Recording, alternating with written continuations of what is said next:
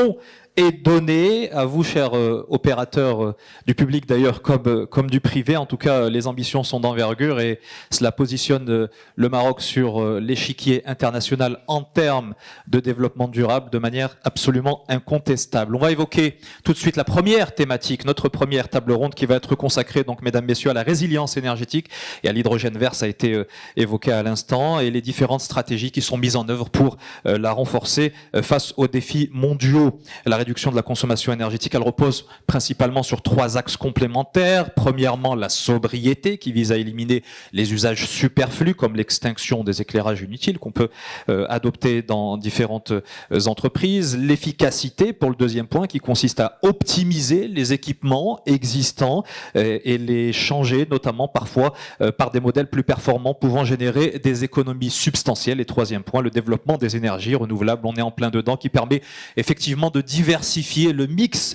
énergétique. Ces 3 approches mises en œuvre conjointement, bout à bout, produisent, vous l'imaginez, des résultats substantiels. Alors pour évoquer ces différents questions, merci mesdames, messieurs d'accueillir à mes côtés sur scène nos chers panélistes. Monsieur Reda Hamdoun, directeur exécutif de Nareva, bienvenue. Monsieur Naoufel El Fadil, directeur exécutif de Mazen. Monsieur Enes El Bouyousfi, PDG de Suncorp. Et on les applaudit très fort. Monsieur Pierre Raillard, Country Director de Chariot Limited. Et enfin, monsieur Hicham Bouskeli, fondateur et CEO de African Technical Advisors, qui est parmi nous. Bienvenue, messieurs. Déjà en introduction, plusieurs messages ont été passés. J'aimerais qu'on fasse avec vous le tour d'horizon des spécificités et des atouts du Maroc en termes justement de durabilité, développement des énergies renouvelables, et ce que ça peut représenter pour vous en tant qu'opérateur et en termes d'opportunités d'affaires. Je vais commencer avec vous, Naoufel Fadil, pour Mazen. Peut-être un topo assez global, rapide, sur justement les ressources et les points forts du Maroc en termes d'énergie renouvelable et son positionnement sur le plan régional. Vous avez des micros sur les tables, ils sont allumés normalement, je vous en prie. Bonjour à tous, merci Wadja pour la question. Bon, je pense que si Tarek Haman a commencé à répondre à la question de manière assez détaillée et a exposé le potentiel du Maroc dans les énergies renouvelables avec un certain nombre de régions à potentiel, donc les provinces du Sud, avec un potentiel éolien qui est connu, qui est reconnu, à la fois pour des projets éoliens directs, mais aussi pour des projets qui sont voués à développer le secteur de l'hydrogène vert. Il y a les provinces de l'oriental qui sont également des provinces intéressantes pour l'éolien, mais encore mieux pour le solaire. Et puis sur l'ensemble du royaume, un certain nombre de régions qui sont extrêmement intéressantes pour le solaire, et preuve en est les projets qui ont été développés, les projets de Nor Ouarzazate, Nor Laayoune, Boujdour et j'en passe. Donc je pense que de manière générale, le Maroc est exposé, que ce soit sur le volet éolien ou solaire, à des ressources d'extrême bonne qualité qui vont lui permettre de continuer et d'atteindre les 52% qui ont été évoqués plus tôt, Inch'Allah, pas uniquement en capacité, mais en mix énergétique. Donc ça, c'est sur le volet renouvelable à proprement dit, mais je pense que quand on parle en fait du renouvelable, il faut aussi évoquer le secteur de son ensemble qui va être drivé aussi par un certain nombre de développements industriels. Si on cite par exemple celui de l'hydrogène, il y a aussi le volet infrastructure, les infrastructures de qualité dont dispose le Maroc, qui vont permettre de booster ce secteur des énergies renouvelables. Donc la ressource est un point important, mais les infrastructures existantes en est un autre. Et enfin, il existe tout le capital humain, mais aussi toute l'expertise qui a été développée dans le cadre de tous ces projets, qui positionne le Maroc comme un pionnier initialement, mais aujourd'hui comme un acteur majeur des énergies renouvelables, Inch'Allah, bientôt de l'hydrogène vert à l'échelle mondiale. Alors ces atouts, Reda Hamdoun, je me tourne vers vous pour Nareva en tant que directeur exécutif. Ces atouts, qu'est-ce qu'ils représentent en termes d'opportunités pour un opérateur de votre envergure et qu'est-ce que ça peut augurer de l'avenir en termes de développement de ces énergies renouvelables et de cet enjeu de la décarbonation?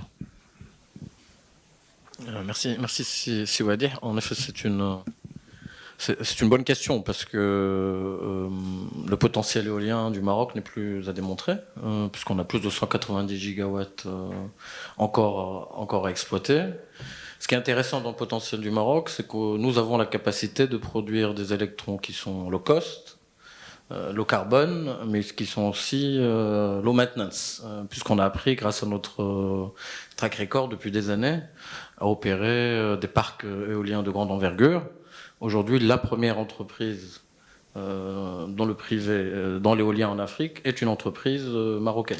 C'est Nareva, qui a été créée il y a à peine 20 ans, et qui opère aussi aujourd'hui le plus grand parc éolien d'Afrique, FT7, et nous commençons la construction déjà d'une extension de ce parc. Et donc c'est une fierté marocaine que de pouvoir exploiter au bénéfice de l'économie marocaine et de sa décarbonation compétitive, mais aussi au bénéfice de ses partenaires, ces ressources qui nous ont été données par Mère Nature.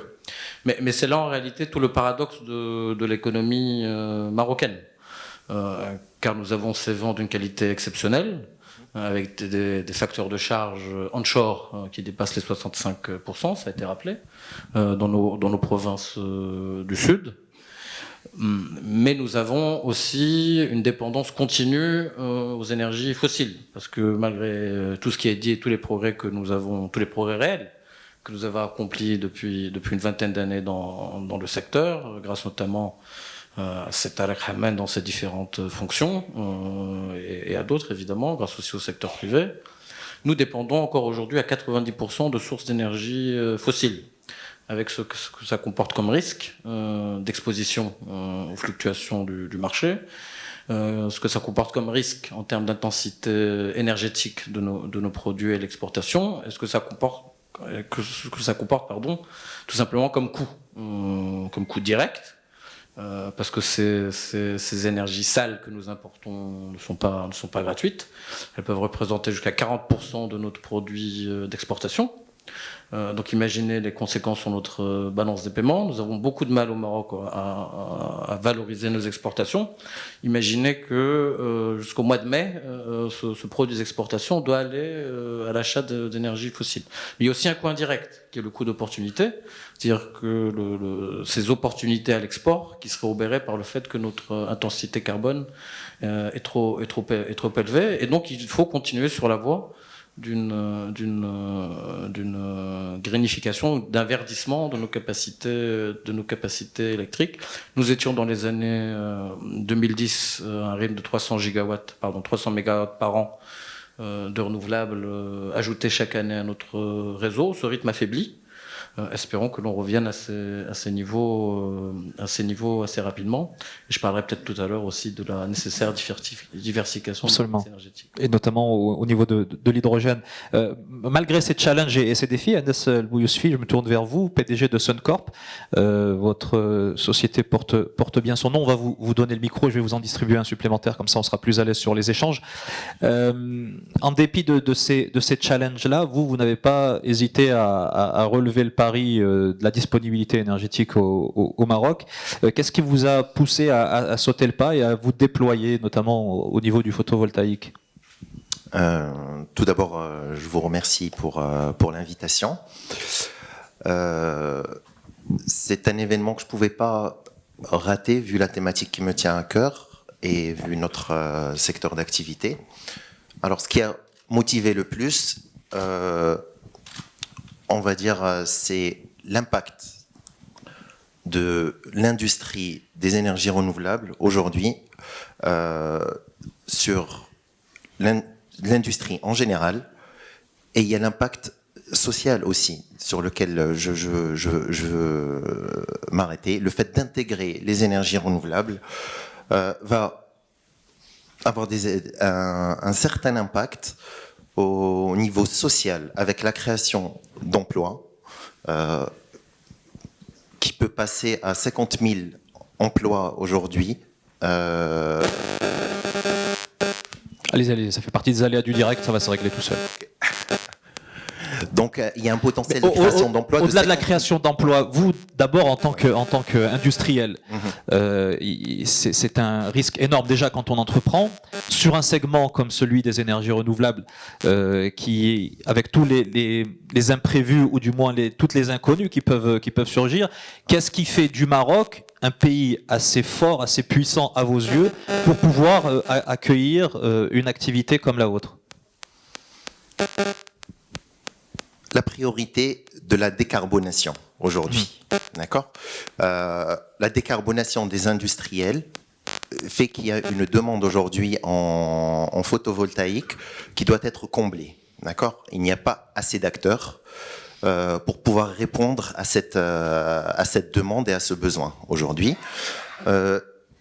Sauf que on aimerait qu'il y ait certaines incitations pour les industriels, pour les aider à pouvoir installer ces solutions photovoltaïques aujourd'hui. Parce qu'aujourd'hui, c'est une problématique que nous retrouvons au niveau de notre travail, au niveau de notre approche des industriels. Ils auront bien sûr un avantage au niveau de la décarbonation, donc pour l'importation des produits. Et aujourd'hui, tout le monde pousse le Made in Morocco, donc on pousse le Made in Morocco, mais il faut pouvoir l'exporter aussi. Pour pouvoir l'exporter, il faut être compétitif. Pour pouvoir être compétitif, il faut avoir au niveau économique des avantages qui vont permettre d'exporter nos produits, notamment des incitations, par exemple, fiscales qui vont le potentiel est là. Il y a en plus besoin peut-être aussi d'un accompagnement institutionnel pour transformer l'essai et pouvoir se positionner encore plus sur la scène internationale. Je vais me tourner vers Hicham Bouskri et je reviens vers vous dans un instant. Pour African Technical Advisors, vous êtes spécialisé finalement dans le conseil stratégique par rapport à ces questions-là. Les potentialités, on les a évoquées, on les a traitées là sur ce premier tour de table. De votre point de vue, d'un point de vue macro, comment est-ce que le Maroc se positionne par rapport à l'ensemble du continent et qu'est-ce qui fait là encore aussi sa spécificité sur ce terrain-là? Merci à la fois à l'Industrie du Maroc pour l'invitation et pour l'opportunité. Alors, je pense qu'effectivement, le positionnement compétitif du Maroc est naturellement bon de par la qualité des ressources. Maintenant, pour moi, la question la plus challenging, je dirais, c'est comment est-ce qu'on traduit cet avantage compétitif et énergétique pour adresser des problématiques nationales comme la création d'emplois et comment est-ce qu'on se transforme, mais peut-être pendant d'autres générations, d'un pays net importateur d'énergie à potentiellement un pays net exportateur d'énergie. Alors il y a un élément naturel effectivement de ressources, il y a une politique et une stratégie qui est clairement établie, il y a besoin d'une urgence dans l'exécution qui aujourd'hui est appelée par tous les acteurs. Lorsqu'on parle des 190 gigawatts que le Maroc est en mesure d'exploiter, le programme l'offre hydrogène vert du Maroc pourrait installer à peu près 60 gigawatts de ces capacités. Et on a probablement deux façons de le faire. Soit on est en train d'exploiter ces ressources pour exporter uniquement de l'énergie, soit on a la capacité de transformer cette énergie en création d'emplois, en industrie nouvelle non existante. Donc on parle de l'industrie de l'acier, ça a été mentionné, on parle aussi de l'industrie de l'aluminium, de l'industrie de l'ammoniac. Donc je pense que nous sommes à la veille d'une révolution potentielle pour le Maroc. Nous pourrions installer une filière industrielle d'électrochimie plutôt que pétrochimie, mais électrochimie, dans le méthanol, dans l'ammoniac, dans les SAF, Sustainable Aviation Fuels. Alors pour pouvoir ce faire, je pense qu'on a besoin d'être un peu plus incitatif que inviter les investisseurs. Lorsqu'on lit la circulaire de l'offre Maroc hydrogène vert, les investisseurs sont invités à proposer comment est-ce qu'ils veulent installer des industries au Maroc. Alors je pense qu'on devrait avoir un rôle un peu plus, je dirais, directionnel. Quand on voit ce qui se passe en Arabie Saoudite, ils n'y vont pas par trois chemins. Ils imposent aux investisseurs d'installer des industries spécifiquement dans certains endroits. Alors nous n'avons pas les mêmes moyens, certainement, mais nous sommes concurrents sur le même marché.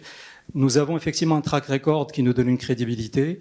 Nous avons besoin effectivement de de capitaliser sur le retour d'expérience des industries automobiles pour pouvoir véritablement installer et pousser les investisseurs à installer une nouvelle industrie au Maroc qui est créatrice d'emplois plus pérennes. Parce que quand on regarde les énergies renouvelables, c'est des milliers, voire des dizaines de milliers d'emplois qui sont créés pendant la construction, mais c'est quelques dizaines ou quelques centaines d'emplois pendant l'exploitation. Donc s'il n'y a pas la filière industrielle, je pense qu'on n'aura pas transformé entièrement l'essai. Oui, vous êtes dans le sillage de ce qu'évoquait Cécile Bouyousfi à l'instant. Je vais me tourner vers vous maintenant, Pierre Raillard, pour Chariot Limited. Vous êtes ancré sur le continent et le Maroc fait partie de ces pays qui ont attiré grandement votre attention sur des projets d'envergure sur lesquels vous êtes en ce moment. Sur ce qui vient d'être dit là à l'instant, le potentiel est assez grand, assez important pour pouvoir déployer toute une stratégie, toute une politique industrielle autour de ces énergies et de ces ressources naturelles? Oui, tout à fait. Merci, merci pour l'invitation. Merci Industrie du Maroc. C'est un privilège de participer à ce forum très important. Donc oui, juste pour rappeler, alors je suis peut-être un peu l'intrus sur ce panel puisque le Chariot au Maroc est impliqué dans le développement de gaz naturel. Alors pourquoi le gaz naturel? Parce que nous pensons que c'est une énergie fossile qui reste importante pour les dizaines, peut-être plusieurs dizaines d'années à venir pour justement accompagner cette transformation énergétique et le passage graduel à un mix énergétique qui contient plus de renouvelables ou d'hydrogène vert. L'hydrogène vert, c'est du renouvelable. Et d'accompagner cette transformation. Donc nous pensons, nous avons pris le pari que le gaz va rester une ressource importante ou une source d'énergie importante dans les années à venir. Donc on a vu avec la crise de l'Ukraine comment cette ressource était importante et les difficultés qui ont impacté aussi le Maroc au même moment, puisque quasiment au même moment, l'Algérie a arrêté la fourniture de gaz naturel au Royaume et le Maroc a dû se tourner vers les importations de gaz. Donc pour l'instant, le Maroc est un importateur net de gaz naturel pour son économie, pour faire tourner les centrales électriques dont M. Haman parlait il y a quelques minutes. Chariot développe ou porte le projet de développement offshore en choix. Donc nous avons quelques ressources importantes qui devraient être mises en production d'ici quelques années, et nous travaillons sur le cadre contractuel pour y parvenir, et nous trouvons au Maroc justement ce cadre intéressant, proactif des institutions qui nous aident, qui nous supportent, notamment l'ONIM, qui s'inscrivent dans le processus de décarbonation de l'économie, avec notamment non seulement la fourniture pour l'énergie électrique et la pénétration pour autoriser l'accélération de la pénétration des énergies renouvelables, le déplacement du charbon à terme, puisque je crois que l'une des ambitions du Maroc, c'est de sortir du charbon d'ici quelques dizaines d'années. Et puis le réseau industriel, puisque c'est là que se trouvent les gros facteurs de croissance et notamment d'emploi. Facteur de croissance également, vous commenciez à l'évoquer tout à l'heure, Leda Hamdoun, au niveau de l'hydrogène vert, il y a des projets d'envergure considérables qui sont déployés. Du point de vue de Nareva, quelle opportunité ça représente, et dans un avenir plus ou moins proche, quelle nature, du moins quelle identité sur le plan de la transition énergétique cela pourrait donner à un pays comme le Royaume? Tout dépend de mon voisin de gauche. On les écoutera juste après vous. Ouais. Non, vous avez raison de poser la question. Nareva suit la stratégie de tous les autres développeurs dans... Approchez-le, juste approchez-le. Nareva suit la stratégie de tous les autres développeurs, de tous ses pairs, dans ce secteur prometteur qu'est l'hydrogène vert. Alors pourquoi on parle beaucoup d'hydrogène vert? Juste pour replacer un peu l'église au milieu du village, l'hydrogène vert, ça n'est ni un fantasme, ni une panacée. L'hydrogène vert, c'est d'abord un gaz, le dihydrogène, qui peut servir à la flexibilité du réseau et qui peut stocker de manière intéressante l'énergie qui est produite de manière intermittente. C'est pour ça qu'on a parlé d'hydrogène dès le départ. La deuxième chose intéressante à propos de l'hydrogène, c'est qu'on peut le produire au Maroc de manière extrêmement compétitive, et on produira au Maroc l'hydrogène le plus compétitif au monde, avec le Chili, puisqu'on devrait on devrait être sous la barre des $3 le kilo, sans stockage, sans transport. Et donc c'est pour ça qu'il faut qu'on y aille, parce que c'est une ressource nationale, verte et inépuisable. Alors imaginez que vous puissiez avoir cette ressource d'énergie que vous ne fabriquez qu'à partir d'eau et ou de vent et de soleil, et sur des terrains plats que nous avons dans notre sud. Alors aujourd'hui, c'est vrai, l'hydrogène vert reste quand même un peu cher par rapport à ses compétiteurs, le gaz naturel, qui est une belle molécule très flexible, mais qui reste un hydrocarbure et dont le prix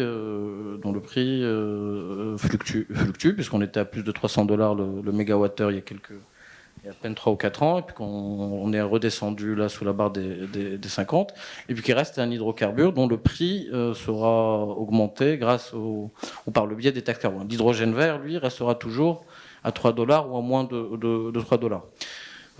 Et donc c'est un gaz extrêmement compétitif et qui renforcera notre sécurité d'approvisionnement en tant que Marocain. C'est aussi une manière de créer de l'emploi. Certains disent que c'est pas le power to X, mais c'est le power to jobs, l'hydrogène vert. Ils le disent à raison. Parce que qui dit hydrogène vert dit industrialisation verte du pays, à travers notamment 3 applications essentielles pour notre pays. La sidérurgie verte, à travers les procédés qu'on appelle le DRI. La production de e-fuels, notamment le méthanol, pour aider à la décarbonation notamment du transport maritime, ou via l'ISAF, le transport aérien. Et ensuite l'ammoniac. L'ammoniac dont l'OCP aujourd'hui est l'un des premiers consommateurs au monde. Donc si Geography is Destiny, la destinée de l'hydrogène, à court terme au Maroc, elle est nationale. Elle est nationale. On parle beaucoup des off-take internationaux, mais concentrons-nous d'abord sur le national. Construisons cette dorsale atlantique qui irriguera notre industrie sur la façade atlantique d'hydrogène produit à Dakhla et qui traversera tous les bassins de consommation industrielle pour aller jusqu'au nord du Maroc. Alors maintenant, vous m'avez posé la question sur Nareva. Alors oui, Nareva a des plans ambitieux sur l'hydrogène, sur chacune des applications que vous avez données. Et comme tous les autres développeurs, nous travaillons avec Mazen et avec les autorités pour pouvoir commencer à être dans le concret sur ces projets. Bah, la perche est étendue, Naouel Fadel. Justement, les potentialités sont considérables en la matière. Sur le plan stratégique, quels sont les indicateurs que vous donnez aux opérateurs tels que Nareva pour se positionner et exploiter les ressources disponibles? Je pense que c'est important de revenir au cadre. Le cadre, il a été évoqué tout à l'heure par Hicham, c'est le cadre de la circulaire de l'offre hydrogène Maroc. Cette circulaire, elle a un certain nombre d'avantages. C'est une circulaire qui est holistique parce qu'elle couvre l'ensemble des aspects des projets hydrogène. Elle va couvrir le foncier, elle va couvrir les incitations qui sont liées à ces projets, elle va couvrir le volet intégration industrielle. Donc elle est holistique. Le deuxième avantage de ce cadre, c'est qu'il est transparent, il donne de la visibilité aux investisseurs et c'est vraiment un feedback qu'on a eu d'un certain nombre de développeurs qu'on a rencontrés, c'est-à-dire qu'ils savent Day One dans quoi ils s'engagent, avec un certain nombre d'études qui sont à réaliser par les investisseurs, et puis des engagements de l'État marocain de mise à disposition du foncier au fur et à mesure de la réalisation du projet. Et le troisième avantage de cette offre hydrogène Maroc, c'est une offre qui permet à l'investisseur de se positionner dans un cadre qui est win-win. Tout à l'heure, Hicham évoquer le sujet de l'intégration industrielle, donc l'invitation des développeurs à proposer des solutions sur ce sujet. Nous, on pense au niveau de Mazen, au niveau des autorités, qu'on est dans un secteur qui est relativement nouveau et qu'il est important de comprendre la voix des investisseurs privés pour structurer avec eux ce qui sera in fine le meilleur ou l'optimum du secteur hydrogène vert au Maroc, qui sera, on le pense, un exemple à l'échelle mondiale. Et cet optimum va effectivement passer par un certain nombre d'industries locales.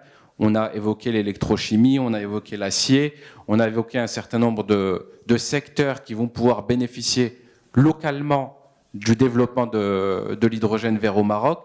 Mais avant ce développement, il faut s'assurer en fait qu'on va produire la molécule d'hydrogène vert la plus compétitive. Et pour qu'on produise la molécule d'hydrogène vert la plus compétitive, il faut qu'on aille chercher les idées, les bonnes idées partout, à commencer par le privé, à commencer par les expériences qu'a eu le Maroc au niveau de ces différents projets d'énergie renouvelable, mais aussi aller chercher ce qui s'est fait au niveau de l'industrie automobile, de l'industrie aéronautique, pour comprendre de manière holistique quelle est la meilleure façon de produire cet hydrogène vert compétitif. Parce que si on n'est pas compétitif à l'échelle mondiale, il n'y aura pas de secteur qui va se développer au Maroc comme on pourrait l'attendre, malgré les ressources, malgré tout le potentiel. Donc je pense que c'est vraiment un point qui est clé, et il va passer par une mutualisation des idées, une mutualisation des infrastructures, de telle sorte qu'in fine, on arrive à obtenir cette molécule d'hydrogène verte la plus compétitive. Pour revenir à votre question, donc, par rapport aux investisseurs, donc, là on est lancé dans un process dans lequel on en a invité un certain nombre. On a eu un vif intérêt, plus de 40 projets qui ont été soumis à Mazen et aux autorités marocaines. On a lancé la dynamique avec un premier projet qui est un projet d'envergure, certes petit peut-être pour un projet d'hydrogène vert, mais on parle quand même d'un projet d'1 gigawatt. 1 gigawatt de renouvelables, c'est 8% de la matrice énergétique marocaine. Donc c'est quand même des projets qui sont conséquents. Il y a un certain nombre de projets qui vont arriver incessamment et qui vont permettre de lancer dans la durée la dynamique de l'hydrogène vert au Maroc, Inch'Allah. Pierre Ayard, je vous voyais acquiescer pour Chariot Limited. Effectivement, vous êtes investi ici au Maroc au niveau ce que vous appelez du gaz de transition, mais vous êtes aussi un opérateur qui a un regard très acéré sur l'hydrogène et l'hydrogène vert en particulier. Cette stratégie telle qu'elle vient d'être exposée, quelle couleur ça peut donner, si j'ose m'exprimer ainsi, ça peut donner au Maroc? Oui, très verte. Et effectivement, on est en plein dedans. Et puis c'est une des couleurs du drapeau, donc ça tombe bien. Ça peut donner au Maroc sur justement la scène internationale et par rapport à tous ces défis, parce que effectivement il y a un enjeu écologique, mais il y a beaucoup aussi de challenges économiques. On l'évoquait notamment au regard de la conjoncture internationale et des enjeux des exportations. Alors oui, tout à fait. Merci de me faire rebondir sur le sujet. Donc, Chariot est aussi investi dans le sujet de l'hydrogène vert. Alors, nous portons avec Total Énergie un projet en Mauritanie, un gigaprojet de 10 gigawatts. Donc ça, c'est un projet sur le long terme. Nous venons de terminer les phases de faisabilité. Nous avons de bonnes espérances sur sa concrétisation. C'est un projet pour l'export. Donc ça, c'est les challenges dont Monsieur le Président parlait, c'est les coûts et c'est le transport, l'hydrogène vert rendu en Europe, qui serait le marché principal. C'est challenging. Il faut l'avouer. C'est pour ça qu'au Maroc, on regarde des choses plus petites. On regarde et notamment au travers d'une société sœur, qui est une société de technologie qui s'appelle Hort Énergie, qui développe ses propres électrolyseurs de plus petite taille, 500 kW, 1 MW, 2 MW. Nous avons développé une relation avec l'OCP au travers de l'université Mohamed VI Polytechnique, et nous allons mettre en place le premier électrolyseur PEM, de technologie PEM, sur la station sur la plateforme de test de l'IM6P, qui est au sein de Jof Lasfar, au sein du complexe de l'OCP.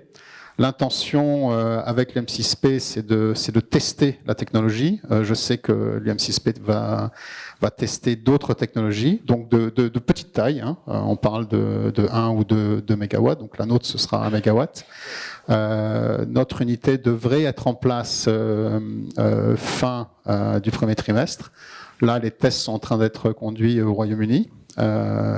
Et d'ici quelques semaines, l'unité sera amenée au Maroc et on espère pouvoir produire de l'hydrogène vert qui, in fine, sera utilisé pour la fabrication d'ammoniac. Donc, si j'ai encore des doutes, et je crois que c'est assez partagé sur les gros projets d'export, par contre, je crois fermement dans la proposition hydrogène vert au Maroc, puisque on a la chance et le privilège de ressources incroyables en matière d'éolien et de solaire. Et puis surtout, il y a le marché. Il y a le marché qui est principalement avec l'OCP, qui est un gros consommateur potentiel d'ammoniac vert.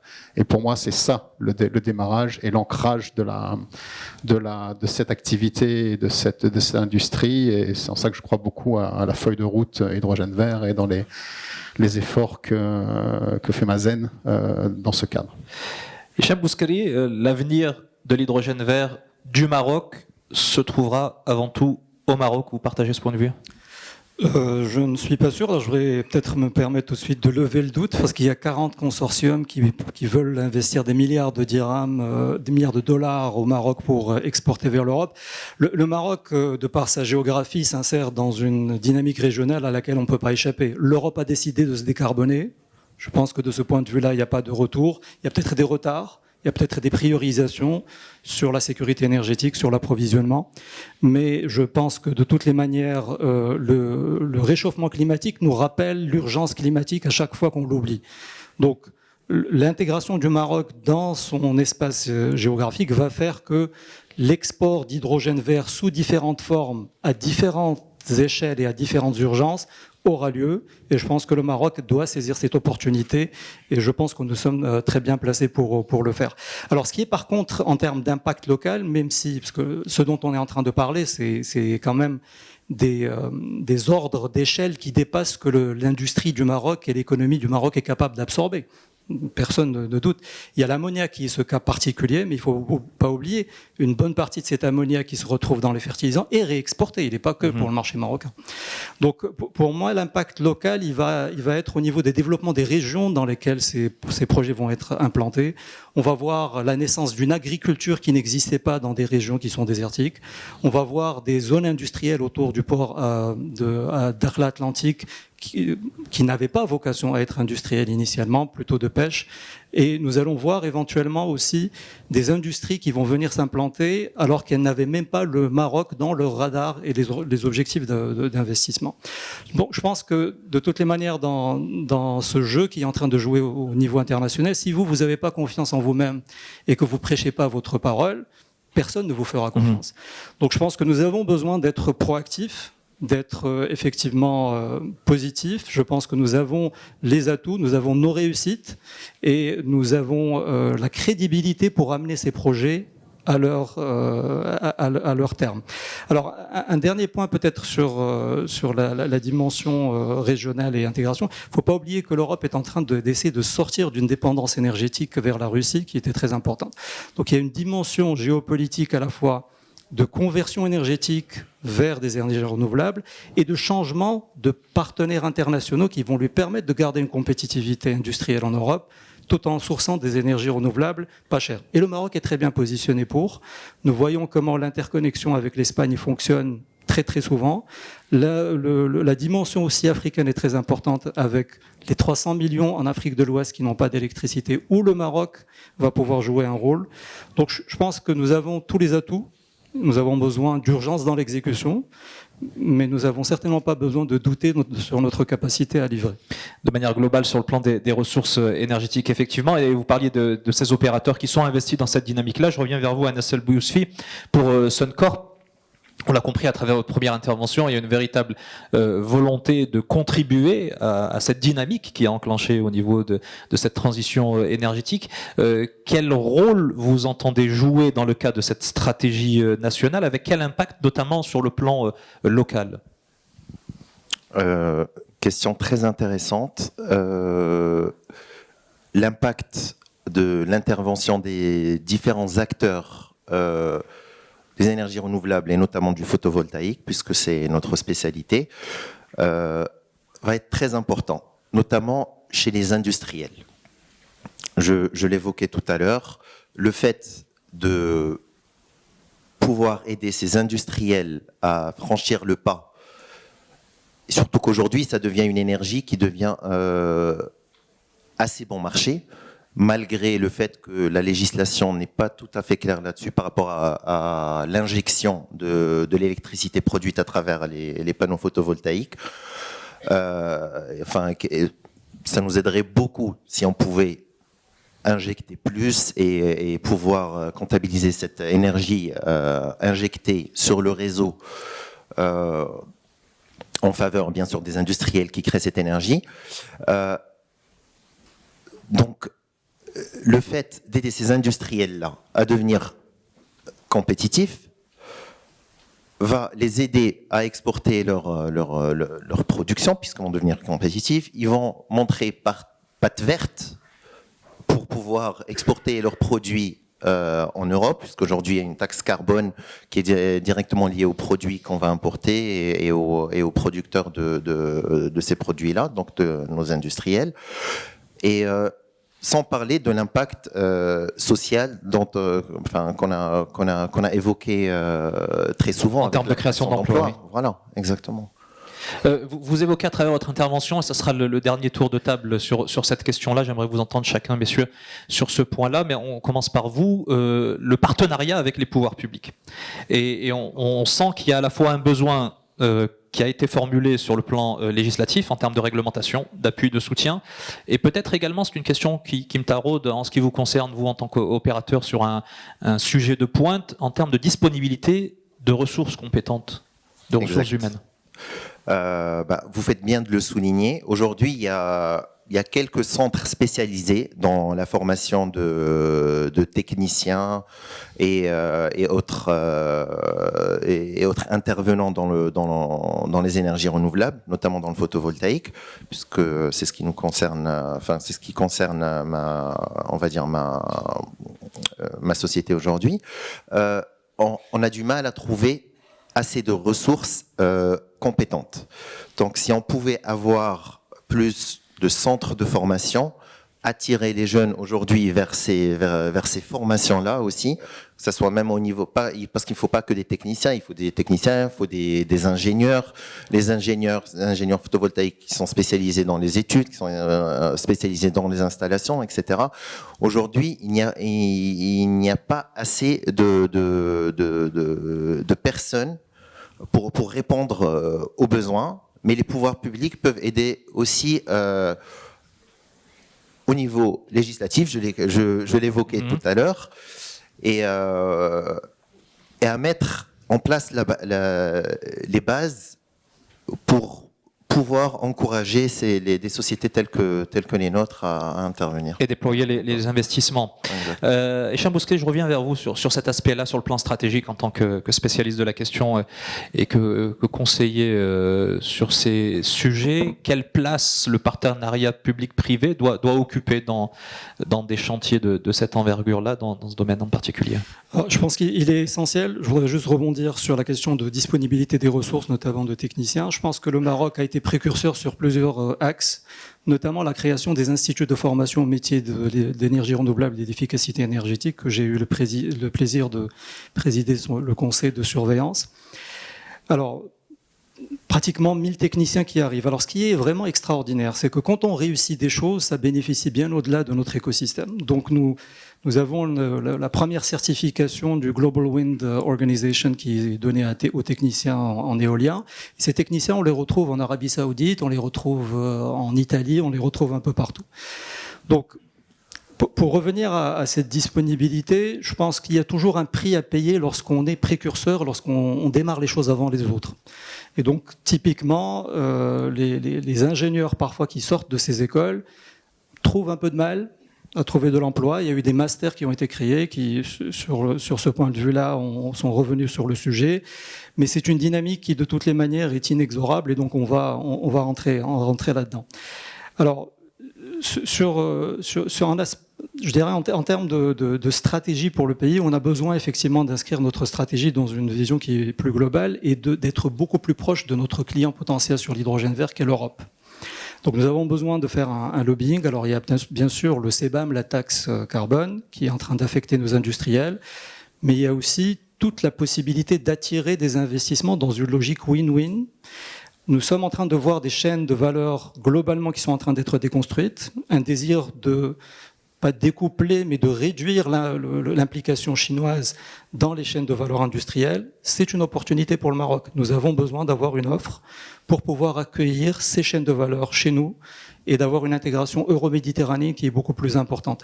Donc, de ce point de vue-là, il y a un coup à jouer sur plusieurs plans. Et je pense qu'on est effectivement bien positionné pour pouvoir pleinement capitaliser sur cette dynamique. Pierre Raillard, vous évoquiez le travail que vous menez en collaboration notamment avec l'OCP, avec l'ONIM. Qu'est-ce qui est obtenu et qu'est-ce qui est attendu de la part des pouvoirs publics, notamment au Maroc, dans le cadre de cette expansion de la transition énergétique ?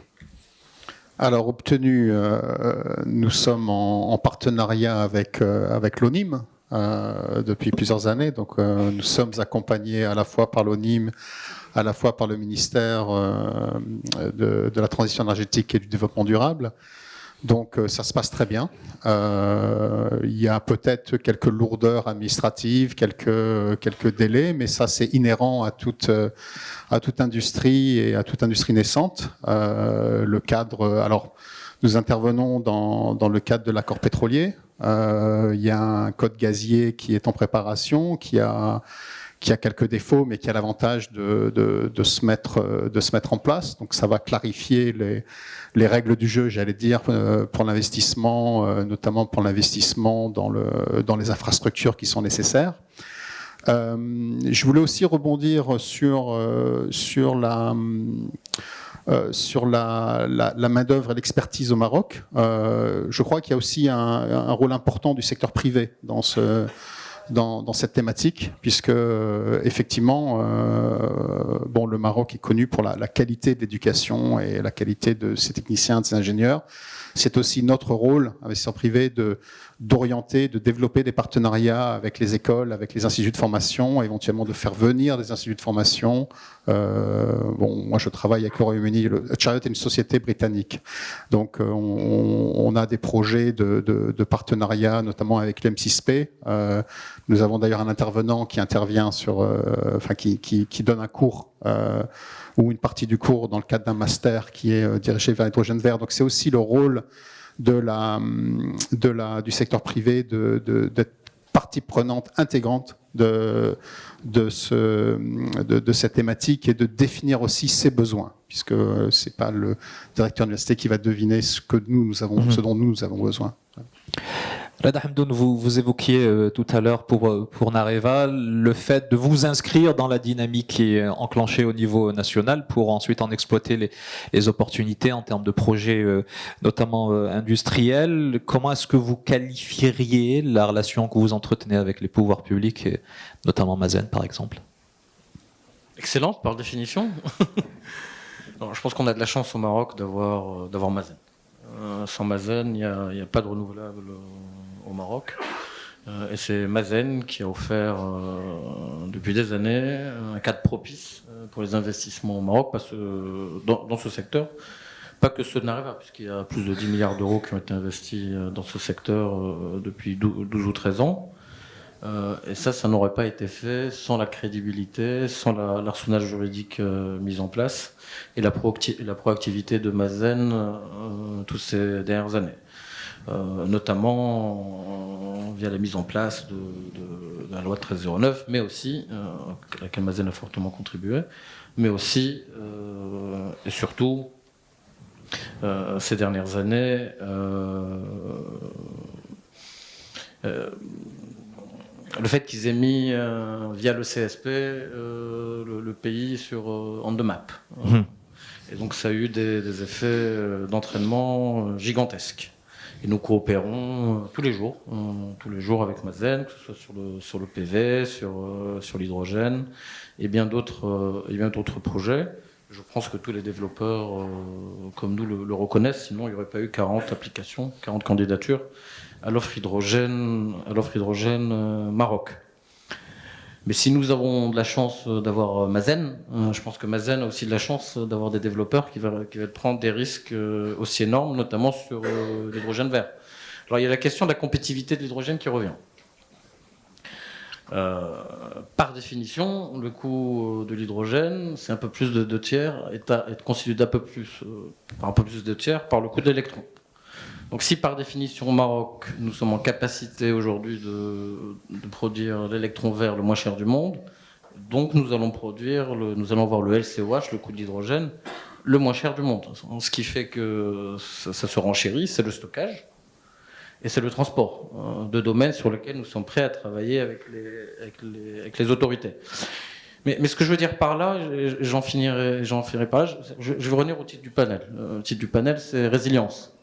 Alors il y a la définition qui est aujourd'hui communément acceptée de la résilience, c'est-à-dire comment on s'adapte, comment on résiste, et comment on revient à un état initial, comment on se rétablit d'une crise après un choc. Et c'est ce que nous avons réussi à faire de manière défensive sur le renouvelable dans notre pays. Et c'est pour ça qu'aujourd'hui vous avez à peu près 4,5 gigawatts de renouvelables sur un total de 11,4 gigawatts de capacité installée. Nous avons réussi à diversifier notre mix énergétique.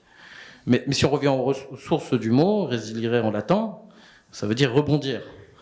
Et je pense qu'on doit remettre au goût du jour cette résilience à la latine, ou même à la marocaine, qui est une stratégie de conquête. Et j'en appelle Mazen à retrouver aussi l'ambition de ses débuts, où ils se sont lancés dans le renouvelable, c'était dit par Tariq Hamad tout à l'heure, alors que personne n'y croyait dans les années 90. Alors parions sur nous-mêmes, parions sur le vert, parions sur le Maroc, et allons-y, on a tout ce qu'il faut pour le faire. En tant que représentant de l'État, des pouvoirs publics, Naoufal Fadel, en tant que directeur exécutif de Mazen, quelle réponse vous apportez à cette sollicitation, à cet appel au rebond, et vous aussi de votre côté, parce qu'il faut aussi entendre et avoir le regard de l'autre côté du miroir vis-à-vis des opérateurs privés. Qu'est-ce que vous êtes en mesure d'attendre pour la mise en œuvre des stratégies que vous déployez ? Peut-être pour commencer, je pense que c'est important de dire que le partenariat entre le privé et le public est intrinsèque en fait au secteur des énergies renouvelables. Si on regarde les différentes étapes des énergies renouvelables, du secteur des énergies renouvelables au Maroc, ça a commencé essentiellement par le projet Nour Ouarzazate. Et comme le disait tout à l'heure Reda, Mazen a été créé pour lancer une vision, la vision de Sa Majesté, que Dieu l'assiste, qui est de mettre en place les énergies renouvelables à l'échelle marocaine à un moment où c'était un sujet dans lequel beaucoup de gens, à l'échelle internationale, ne croyaient pas beaucoup. Donc, Mazen est arrivé, est allé chercher des prêts concessionnels, les a mis au bénéfice du privé, à un moment où le privé considérait que le secteur des énergies renouvelables était encore très risqué. Mazen a aussi investi dans ces projets, et actionnaire sur ces projets, et en ayant des skin in the game, ça a permis aussi à ces investisseurs d'avoir plus confiance, et ça a permis la réalisation des premiers projets qui ont été les projets de Nour Ouarzazate.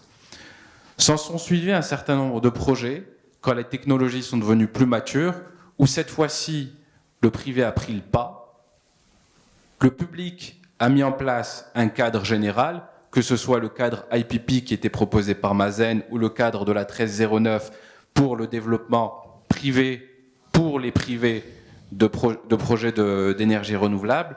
Et donc on a vu une longue phase pendant laquelle le privé a pris le pas dans un cadre qui était suffisamment clair, suffisamment visible et qui donnait suffisamment de garanties au privé pour pouvoir intervenir. On arrive en fait à une dernière phase, en mettant de côté le secteur des énergies renouvelables qui va continuer à se développer, je parle du solaire et de l'éolien, avec le volet batterie, et qui va nous permettre d'arriver bientôt aux 52% de capacité installée, probablement de production dans le mix énergétique d'ici 2030. Sur le volet de l'hydrogène vert maintenant, on est dans une configuration où le Maroc a apporté la crédibilité, à l'expertise, à toutes les ressources dont on a parlé jusqu'à maintenant. Avec l'offre Hydrogène Maroc, on a mis en place ce nouveau cadre qui permet également de donner de la visibilité à l'investisseur. Ce sont des projets qui sont extrêmement intensifs en termes de capitaux. Le Maroc n'a pas la possibilité d'investir en propre sur ces projets. Par contre, il a la possibilité d'encourager les investisseurs à le faire, et les investisseurs sont prêts, plus de 40 projets proposés. Donc, la réponse que je donne à Reda, c'est Mazen, l'ensemble des autorités sont là pour accélérer ces projets avec une vraie volonté que ce soit un win-win, parce qu'il faut qu'il y ait un certain nombre d'externalités positives pour le pays.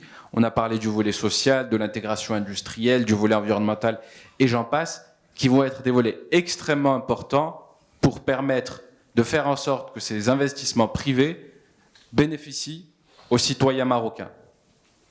Sachant que, in fine, Mazen, l'ensemble des partis publics, comprennent que si on n'est pas compétitif, on ne pourra pas faire de projet d'hydrogène vert. Donc, quand il va s'agir de mutualisation des infrastructures, qu'elles soient portuaires, que ce soit le dessalement, que ce soit les routes, et j'en passe, l'ensemble de ces autorités publiques vont faire en sorte que le privé puisse en bénéficier, de telle sorte que, in fine, on arrive à cette compétitivité.